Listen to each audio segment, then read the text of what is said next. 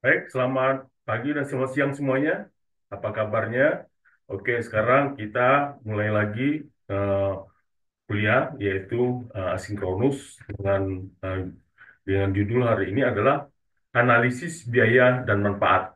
Dan ini memang kita gunakan ketika kita melakukan perhitungan. Jadi kemarin kalian sudah melakukan perhitungan dengan menggunakan pendekatan dengan ARR atau EBITDA. Nah, sekarang kita juga belajar bagaimana kita melakukan analisis biaya manfaat atau cost benefit analysis, yaitu dalam bahasanya BAC.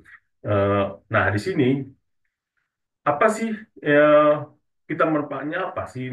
Kita guna apa itu dari CBA, cost benefit analysis ini? Yaitu adalah satu proses yang sistematis untuk membandingkan biaya dan manfaat dari suatu proyek atau keputusan. Dan juga hal ini digunakan untuk menentukan apakah manfaat melebihi biaya dan apakah investasi layak digunakan. Nah, ini digunakan biaya ini kebanyakan untuk perhitungan-perhitungan yang tidak layak tidak layak finansial. Jadi di dalam perhitungan ekonomi, yaitu dengan finansial ini ada dua, yaitu layak ekonomi dengan layak finansial. Nah, yang rata-rata menggunakan analisis ini adalah rata-rata ialah biaya untuk pemerintah. Nah, contohnya pembangunan jalan, ya, untuk yang mengurangi kemacetan. Nah, ini juga perlu dilakukan contoh jalan tol seperti jalan tol Trans Sumatera. Nah, Trans Sumatera itu dia menggunakan benefit cost analysis karena tidak layak secara finansial, tapi layak secara ekonomi. Nah, inilah dilakukan beberapa yang digunakan sebagai uh, investornya adalah uh, sebagai penunjukan, yaitu utama karya.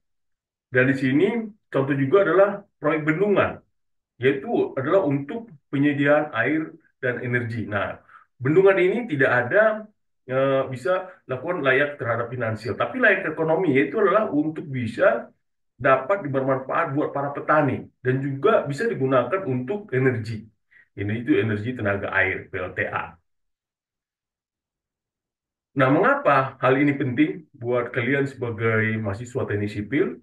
Yaitu adalah bagaimana kalian bisa mengoptimalkan alokasi sumber daya yang ada, juga memastikan kelayakan ekonomi. Nah, kelayakan ekonomi inilah yang kita nanti akan kita pelajari bagaimana kita bisa menghitung agar perhitungannya itu dapat dilakukan secara layak ekonomi. Dan ini adalah hal ini yang kalian lakukan supaya kalian dapat mengetahui sebagai cost benefit analisisnya dan juga membantu memprioritaskan proyek berdasarkan pengembalian dari manfaatnya. Jadi kita lihat pemanfaatnya, nanti kita lihat caranya menghitung bagaimana. Nah, komponen CBA ini adalah ada dua, yaitu komponen biaya dan komponen manfaat. Nah, komponen biaya itu apa-apa aja? Yaitu komponen langsung, yaitu tenaga kerja, material, dan peralatan. Dan tidak langsung adalah biaya administrasi dan juga biaya kesempatan, yaitu contohnya opportunity cost kalau di bahasanya, yaitu dengan menggunakan ada biaya-biaya yang bermanfaat atau opportunity cost. Nah, sementara cost atau manfaat, eh, eh, benefit atau manfaat ini ada dua, yaitu secara kuantitatif maupun secara non kuantitatif. Nah, apa yang dimaksud dengan kualitatif? Yaitu adalah peningkatan pendapatan dan juga penghematan waktu. Nah, ini yang kita gunakan adanya peningkatan pendapatan dan juga penghematan. Dan non kuantitatif adalah keseluruhan yang lebih baik, yaitu manfaat lingkungan. Nah, ini yang kita gunakan. Ada dua hal yang kita perhitungkan di sini, yaitu adalah kemarin itu berbeda. Kalian bisa melakukan dengan perhitungan secara finansial itu adalah dengan menggunakan EBITDA. Tapi ini menggunakan CBA. Hanya dua komponen yang kalian bisa gunakan, yaitu biaya cost atau biaya dan juga biaya benefit atau manfaat. Nah, kita juga pelajari di sini bagaimana sih perkembangan dari CBA itu sendiri. Jadi sebenarnya CBA ini sudah cukup lama dilakukan, itu tahun 1800-an, yaitu diterapkan ketika ada evolusi infrastruktur publik. Nah, ketika itu eh, pada saat itu masih ada membuat jalan raya dulu kan bekerja apa jalannya jalan tanah. Sekarang itu kan di jalan dengan infrastruktur publik, jalan raya, rel kereta api, itu ya. Zaman dulu kalau kalian bisa lihat di TV itu, itulah mulailah digunakan dengan menggunakan CBA itu. Nah, pada abad ke-20 itu digunakan untuk penggabungan dampak ya, lingkungan dan sosial yang kita lakukan. Nah, hal yang penting lagi adalah, atau nggak pentingnya adalah ketika penggunaan metode diskonto. Nah, diskonto itu adalah biaya dari interest rate ya. Ada berapa apa yang digunakan untuk diskontonya kalau umpamanya terhadap pemerintah gitu ya. Dan juga penerapan pada pembangunan yang berkelanjutan. Nah, pada saat pembangunan berkelanjutan juga bisa digunakan CBA ini. Nah, fitur utama dari CBA itu apa aja? Karakteristiknya adalah menggunakan konsep nilai waktu uang. Jadi itulah konsepnya ya, nilai waktu uang. Dan juga menyeimbangkan dampak jangka pendek dan juga jangka panjang. Dan ini juga karakteristiknya adalah metodologi transparan dan dapat direplikasi. Jadi ini sebenarnya digunakan oleh badan-badan pemerintah sehingga ini suatu metodologi yang transparan yang bisa digunakan. Nah, prosesnya gimana? Nah, proses dari CBA ini ada berapa? Ada 6 langkah. Yaitu pertama adalah kalian harus bisa melakukan tentukan tujuan. Yang kedua, baru identifikasi biaya dan manfaatnya. Dan ketiga, kuantifikasi biaya dan manfaatnya. Dan keempat, diskon nilai masa depan, yaitu diskon nilai masa depan. Dan kelima adalah analisis dan bandingkan. Dan yang keenam, buat rekomendasi. Inilah proses dari CBA itu sendiri. Nah, bagaimana kita prinsip-prinsip ekonomi teknik ini yang kita pelajari? Jadi, dalam ekonomi teknik ini, kita lakukan dari CBA ini adalah suatu penerapan prinsip ekonomi untuk mengevaluasi keputusan teknik dan juga adalah untuk melakukan nilai waktu uang, alokasi sumber daya, maupun penilaian risiko. Nah, inilah kegunaan dari ekonomi teknik atau ekonomi rekayasa yang kita pelajari pada saat ini. Nah, nilai waktu uang itu apa sih? Ya, nilai waktu uang adalah konsepnya demikian. Uang hari ini lebih berharga daripada uang di masa depan. Itulah nilai waktu uang ya. Time value of money. Jadi uang hari ini lebih berharga daripada uang di masa depan. Contohnya yaitu menghitung biaya perawatan di masa depan dan investasi saat ini. Jadi ada dua hal yang kita itu masa masa untuk ke depan itu adalah biaya perawatannya di mana dan investasi saat ini berapa. Nah, ini adalah rumusnya future value sama dengan present value dikali 1 tambah I pangkat N di mana F adalah nilai masa depan atau future value, PV adalah present value atau nilai sekarang, dan I adalah tingkat suku bunga, sementara N adalah jumlah periode. Nah, kita bisa melihat di sini bagaimana kita belajar dengan tingkat bunga. Yaitu ada dua hal, yaitu nilai nominal dan juga nilai efektif. Di mana nominal tidak mempertimbangkan pengaruh bunga majemuk, ya, gitu ya. Dan juga efektif mencakup efek bunga majemuk. Nah, ini ada dua hal. Secara nominal kita kan udah belajar kemarin itu ya, berapa sebelumnya itu bahwa sebelum TS ya, di nominal itu adalah mempertimbangkan pengaruh bunga majemuk, sementara efektif itu mencakup efek bunga majemuk. Nah, tingkat bunga efektif memberikan wawasan proyek yang lebih bagus. Jadi hal ini kalian sudah belajar. Jadi nanti eh, kalian kan banyak proyeknya itu adalah proyek-proyek katakanlah itu ada mungkin ada kalian jalan tol maunya. Yang kalian coba jalan tol itu apakah ada nilai manfaatnya nggak gitu ya yang kalian contoh tugas kalian juga. Kalau umpamanya, kalau gedung kan kalian, ya ini kan kita belajar untuk semua proyek-proyek yang ada di IKN gitu ya. Nah, kalian tuh coba lihat di situ dari sisi penilaiannya nantinya ya. Nah, kalian juga sudah harus bisa membuat diagram arus kas. Nah, tujuannya kita kan udah bikin itu arus kasnya bagaimana. Itu tujuannya adalah mempresentasikan aliran keluar dan uang, masuk uang sering waktu. Jadi kita kalau masukkan itu ada perhitungannya dengan menggunakan cash flow tadi, yaitu adalah jenis arus kas seragam atau arus kas bertingkat. Nah, ini yang kalian sudah pelajari hal ini. Dan diskonto nilai masa depan itu gimana? Konsepnya adalah mengkonversi nilai masa depan menjadi nilai sekarang dengan diskonto. Ya, contohnya menghitung nilai sekarang dari pendapatan tol selama 20 tahun. Jadi PV-nya adalah FV dibagi 1 tambah I pangkat N. Itu adalah tingkat diskonto untuk masa depan. Gitu ya. Itu cara ngitungnya adalah present value sama dengan future value dibagi 1 tambah I pangkat N. Jadi, kalau future value tadi adalah PV-nya dikalikan. Nah, kalau kalian bisa belajar mengingatkan itu, kalau PV yang dicari atau present value yang dicari berarti FV-nya adalah pembagian suku bunganya. Nah, kita sekarang belajar ke bagian 3 itu kerangka kerja analisis biaya dan manfaat itu apa sih gitu ya. Yaitu eh, langkah-langkah yang digunakan adalah pertama adalah definisikan tujuannya, baru identifikasi biaya manfaat, lalu lakukan diskontonya dan lihat pengembalian keputusannya. Inilah langkah-langkah yang kita tadi sudah melakukan dan ini langkah-langkahnya ya. Nah, ketika kita mengidentifikasi apa-apa aja sih yang kita gunakan ketika kita melakukan identifikasi biaya.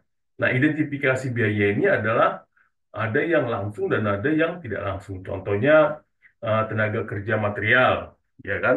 Terus juga tidak langsung adalah eh, administrasi, ya. Juga biaya biaya tadi biaya kesempatan opportunity cost itu adalah tidak langsung. Nah, contohnya adalah rincian biaya untuk proyek jalan raya. Jadi kalian sudah melihat bagaimana sih cara menghitung uh, apa uh, biaya-biaya dari yang kalian coba lakukan itu. Contohnya jalan tol yang kalian sudah dapatkan itu berapa anggaran biayanya berapa, gitu ya. Itu udah kalian lakukan demikian. Nah, untuk mengidentifikasi manfaatnya, contohnya ada dua hal tadi ya, kuantitatif dan non kuantitatif. Yang kuantitatifnya adalah pendapatan atau penghematan waktu. Nah, apakah ada nggak situ penghematan waktu? Contohnya dengan adanya jalan tol, dengan tidak ada jalan tol, contoh di Trans Sumatera gitu ya, jalan tol Trans Sumatera atau jalan tol yang ada ke Lembang itu adalah jalan tol Kalimantan gitu ya, yang ada di IKN gitu kan. Nah, ada nggak dengan penghematan waktu yang dilakukan? Kalau seumpamanya terang-terang kan Trans Sumatera. Nah, Trans Sumatera itu sebelum ada jalan tol kan berapa lama tuh? Nah, setelah dia lakukan jalan tol, berarti ada penghematan yang ada dilakukan gitu. Jadi ini sangat bermanfaat gitu ya. Atau ada yang dilakukan dengan non kuantitatif. Contohnya adalah peningkatan kualitas hidup.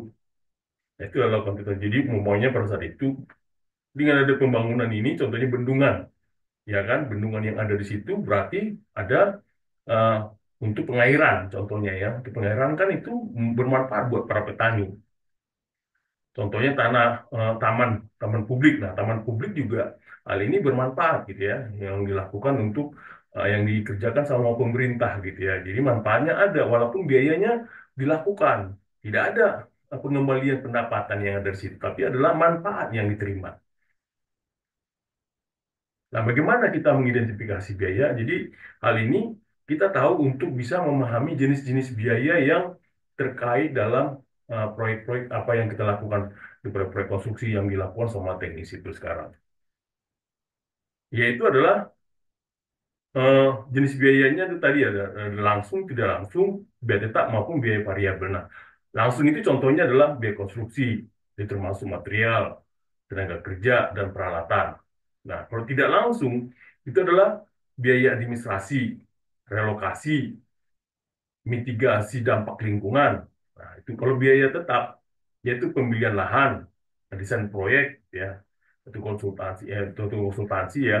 Nah, biaya variabel itu adalah operasional dan pemeliharaan. Nah, ini adalah biaya-biaya yang dilakukan. Contohnya pembangunan jalan tol membutuhkan 200 miliar rupiah untuk material dan 60 miliar untuk tenaga kerja. Ini adalah contohnya. Nah, bagaimana kita mengidentifikasi manfaat? Nah, hal ini kita ketahui untuk apa? Untuk mengidentifikasi manfaat yang dihasilkan dari proyek itu. Jadi manfaatnya apa? Benefitnya apa yang dilakukan dari proyek itu sendiri? Yaitu ada dua tadi ya, ya secara kuantitatif maupun non kuantitatif. Nah, sekarang kuantitatif adalah pendapatan dari tol, ya kalau langsung pendapatan dari tol atau penghematan waktu perjalanan. Nah, non kuantitatifnya adalah keselamatan pengguna jalan, pengurangan emisi karbon. Nah, itu kalau Trans Sumatera kan itu kan secara ekonomi, secara finansial kan banyak nggak layak gitu ya. Nah, ada akhirnya supaya ada kena layak ekonomi, makanya di situ ada penyelamatan jalan. Jadi biasanya kalau umpamanya dari Lampung itu dari Palembang ke ke Lampung itu makan waktu cuma berapa jam. Dulu kan mungkin 8 jam gitu ya. Sekarang udah tinggal 2 jam gitu ya. Contohnya itu adalah suatu hal yang digunakan bisa penghematan waktu dan juga mengurangi emisi karbon. Contohnya tadi ya, taman kota gitu ya. Taman kota bisa menghasilkan penghematan 10 juta per tahun dari pengurangan kebutuhan pengelolaan banjir. Nah, ini di kota dibikin suatu reservoir kalau umpamanya banjir bisa masuk ke daratan. Nah, ini adalah salah satu cara yang digunakan ketika ada banjir juga taman-taman itu bisa bermanfaat gitu ya yang bisa digunakan. Bagaimana kita mengkuantifikasi biaya? Itu adalah hal ini kita gunakan adalah untuk apa? Untuk memahami metode untuk mengestimasi biaya proyek. Nah, metode estimasi biaya ada dua, yaitu data historis, yaitu model estimasi maupun expert judgment. Jadi ada tiga hal yang kita metodenya, yaitu pertama data historis adalah menggunakan biaya proyek serupa. Jadi contohnya biasanya tipikal gitu ya. Contohnya tipikal jenis-jenis proyek yang tipikal jalan tol, umpamanya per kilometer berapa. Nah itu bisa dilakukan kalau umpamanya dia ada dua, atau at grade dan juga elevated. Kalau at grade berapa gitu ya. Nah kalau elevated berapa. Nah itu menjadi uh, data historis yang sudah ada dilakukan gitu ya. Nah, ada juga dilakukan dengan model estimasi, yaitu berdasarkan volume pekerjaan. Contoh, berapa rupiah per meter persegi. Ya, itu sudah dihitung berapa rupiah per meter persegi. Atau dengan melakukan expert judgment, yaitu pendapat profesional untuk proyek baru. Jadi, proyek baru yang kita tahu ini, kita panggil, kita hire konsultan untuk mengetahui berapa sih harganya. Nah, itu adalah salah satu namanya expert judgment. Contohnya, biaya proyek jembatan adalah 1 juta per meter persegi. Yaitu berdasarkan data proyek sebelum contohnya gitu ya. Jadi 1 meter persegi, jembatan itu berapa sih? Ya dibikin itu adalah salah satu contoh di mana 1 meter persegi sebesar 1 juta rupiah jembatan. Nah, bagaimana kita mengkuantifikasi manfaat juga? Jadi mengkuantifikasi biaya, nah mengkuantifikasi manfaatnya dari tiga. Ada bagaimana sih cara menggunakannya? Yaitu adalah bagaimana kita menjelaskan cara menghitung manfaat proyek secara kualitatif. Ada berapa hal ya? Ada dua, yaitu menggunakan volume pasar, yaitu harga yang didapat yang dapat diterima, harga yang dapat diterima contoh tarif tol gitu ya. Tarif tol itu berapa sih yang didapat itu tarifnya? Biasanya menggunakan dengan istilahnya willingness to pay atau ability to pay. Nah, biaya yang dimanfaatkan di tarifnya itu berapa? Nah, itu ada perhitungan yang tersendiri atau dengan menggunakan metode willingness to pay tadi, gitu ya, melakukan survei kesediaan membayar masyarakat untuk membayar berapa. Itu adalah willingness to pay. Jadi berapa sih masyarakat yang akan membayar jalan tol itu berapa? Gitu. Nah, itu dilakukan survei, gitu ya, lakukan survei sehingga muncullah angkanya. Itulah disebut namanya teknik kuantifikasi dan untuk nilai manfaat. Contohnya, penghematan waktu perjalanan dihitung berdasarkan 10.000 per jam untuk setiap pengemudi. Nah, ini adalah suatu penghematan. Jadi caranya itu begitu ya. Untuk manfaatnya berarti eh, yang dihitung itu adalah biaya manfaatnya, gitu ya, bukan IRR-nya atau NPP-nya, karena itu negatif tadi kan finansial. Nah, manfaatnya adalah ini yang dihitung berapa eh, penghematan yang dilakukan. Nah, itu adalah salah satu yang harus dihitung. Nah, ketika kita melakukan analisis net present value atau NPV, hal ini kita gunakan adalah untuk apa? Untuk memahami bagaimana menghitung NPV untuk mengevaluasi kelayakan proyek. Nah, analisis NPV-nya adalah sama ya, yaitu caranya adalah NPV sama dengan BI BT dikurang CT dibagi I tambah I pangkat T. Jadi BT itu adalah manfaat pada tahun T gitu ya. Dan CT biaya pada tahun ke T gitu ya, berapa tahun gitu ya. Jadi biaya selalu cara ngitungnya adalah benefitnya benefitnya berapa, manfaatnya costnya berapa gitu ya. Dibagi dengan satu tambah I pangkat T. Itu adalah NPV, cara menghitung NPV daripada apa namanya cost benefit analysis. Jadi berbeda dengan NPV biasa gitu ya. NPV biasa sama dengan kalau biayanya sama dengan total gitu ya, baru dikurangi dengan biaya apa namanya biaya investasi, dan ini biaya costnya yang dihitung, biaya manfaatnya dan juga biaya costnya. Itulah cara menghitung NPV untuk analisis cost benefit analysis ini.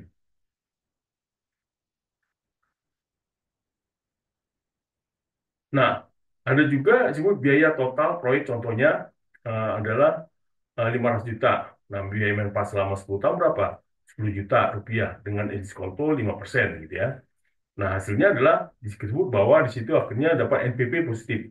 Akhirnya disebut proyek layak secara ekonomi gitu ya namanya.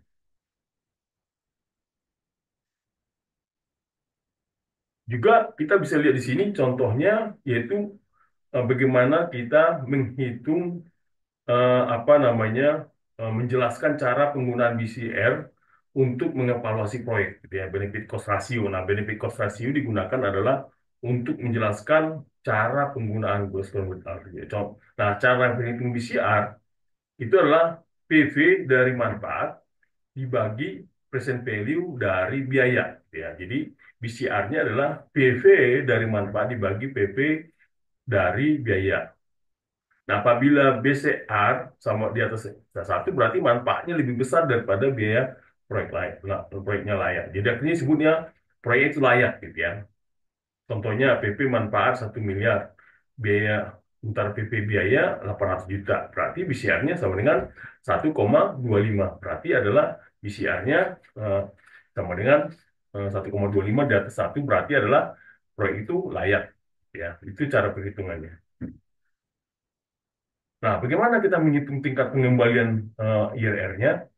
Yaitu adalah hal ini berbeda dengan yang finansial ya. Tapi di sini adalah kita hitung hal ini untuk memahami bahwa IRR sebagai kriteria evaluasi proyek juga. Nah, di sini didefinisikan sebagai tingkat diskonto di mana NPV sama dengan nol ya. Nah, penggunaannya dibandingkan dengan IRR dengan tingkat diskonto minimum atau MAR. Jadi MARR gitu ya. Bisa kita sebut dengan MAR. Dan contohnya ketika IRR sama dengan 12%, nah MAR-nya adalah tingkat diskonto minimum adalah 10%, maka layak karena IRR lebih besar daripada MAR-nya. Itulah cara berhitung untuk cost benefit analisisnya. Jadi dihitung dari MAR-nya. MAR-nya berapa gitu ya. Nah, kita bisa lihat di sini diskonto nilai masa depan. Contohnya hal ini kita gunakan adalah untuk apa? Untuk menjelaskan pentingnya apa namanya itu mendiskon manfaat dan biaya pada masa depan. Contohnya adalah PV sama dengan EV dibagi 1 tambah I pangkat V. Dan di sini contohnya pendapatan 1 miliar dalam 10 tahun. Nah, tingkat diskontonya 5%. Maka nilai sekarang menjadi 613 juta. Nah, kita bisa lihat analisis sensitivitas. Nah, setelah kita hitung itu, kita lihat lagi analisis sensitivitas. Nah, analisis sensitivitas gunanya apa? Yaitu adalah menilai bagaimana perubahan variabel memengaruhi hasil proyek. Jadi ini gunanya sensitivitas ini supaya kita tahu berapa sih harus dilakukan kalau umpamanya dengan tarif sekian, dengan jumlah volume sekian, volume berapa. Jadi akhirnya bisa disimulasikan gitu ya. Nah, ini adalah pendekatannya adalah ubah satu variabel gitu kan. Baru analisis dampaknya terhadap NPP maupun BCR-nya. Nah, contohnya variabel biaya material meningkat 10% contohnya. Maka dampak NPV menjadi turun sekitar 15%. Nah, ini adalah sensitivitasnya. Kita hitung sensitivitas kalau mau ini naik ini. Nanti kalian akan masukkan cara kalian itu juga kalian nanti yang saya ajari bagaimana untuk menghitung sensitivitas gitu ya. Menghitung sensitivitas kalian bisa menghitungkan nilai sensitivitas dalam perhitungan proyek kalian ini. Juga membandingkan proyek alternatif. Nah, di sini adalah gunanya adalah untuk memahami cara membandingkan beberapa proyek menggunakan metrik ekonomi, yaitu dengan pendekatan, yaitu dengan membandingkan NPP, BCR, dan IRR. Nah, proyek A contohnya, NPP 2 miliar, IRR-nya 12%. Nah, proyek B, NPP 1,8 miliar, sementara IRR-nya 15%. Maka apa yang dipilih? Yaitu dipilih adalah proyek A, karena NPP-nya lebih besar. Nah, ini adalah cara untuk dia, bukan IRR-nya, tapi NPP-nya, biayanya secara kuantitatif yang dihitung gitu ya. Jadi memang yang dipilih adalah dengan nilai NPP yang lebih tinggi. Nah, contohnya proyek Taman Kota, gitu ya. Nah, di proyek Taman Kota ini, itulah pembangunan taman kota untuk meningkatkan kualitas hidup masyarakat. Itu contohnya ada penghijauan yang segala macam, sehingga masyarakat menjadi sehat, contohnya gitu ya. Nah, biaya-biayanya apa aja? Nah, biaya awal sebesar 10 miliar, yaitu konstruksi dan desain. Baru pemeliharaan tahunan, di sekitar 500 juta selama 20 tahun. Nah, manfaatnya apa? Ada pengurangan banjir, yaitu dihitung situ 2 miliar rupiah per tahun. Karena biaya untuk penanggulangan banjir itu berapa? Nah, itulah dimasukkan di sini gitu ya. Baru peningkatan nilai properti. Nah, di sini karena bagus tempatnya, di daerah itu bagus, akhirnya terjadi ada peningkatan eh, apa apa namanya penghunian gitu ya, nilai properti yang ada di situ sekitar 1,5 miliar gitu ya, 1,5 miliar per tahun. Dan juga manfaat tidak langsung seperti misalnya kesehatan. Hal ini tidak dihitung sebagai opsional, ada yang dihitung, ada yang dihitung, dan juga ada yang tidak dihitung. Ini adalah opsional. Nah, caranya gimana? Cara ngitungnya. Tadi, nah, langkah-langkah yang dilakukan adalah pertama, melakukan estimasi biaya dan manfaat tadi ya. Nah, total biaya berapa dengan diskonto itu sebesar 16,8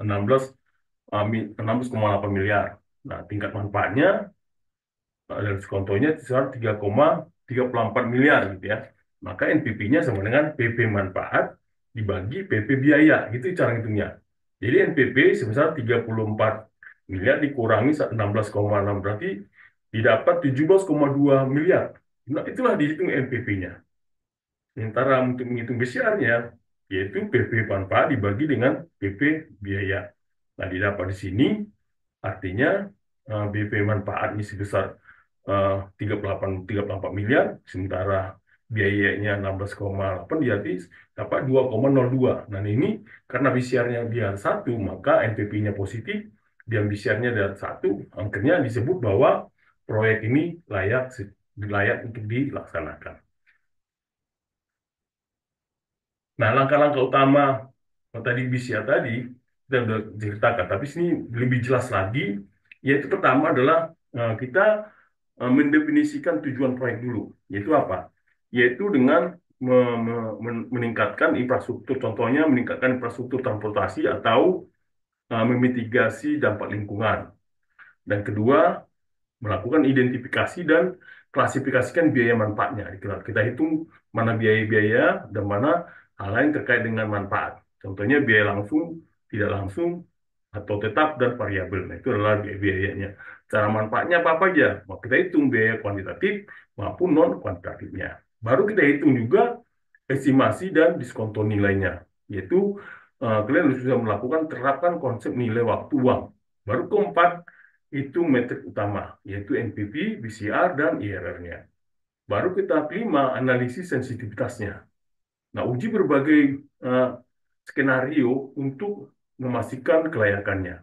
Baru keenam, buat keputusan akhir, yaitu pilih proyek dengan hasil yang ekonomi yang terbaik. Nah, inilah perumpamaan beberapa proyek, kalian bisa menggunakan ini, langkah-langkah ini untuk perhitungan CBA. Nah, manfaat utama CBA itu apa lagi?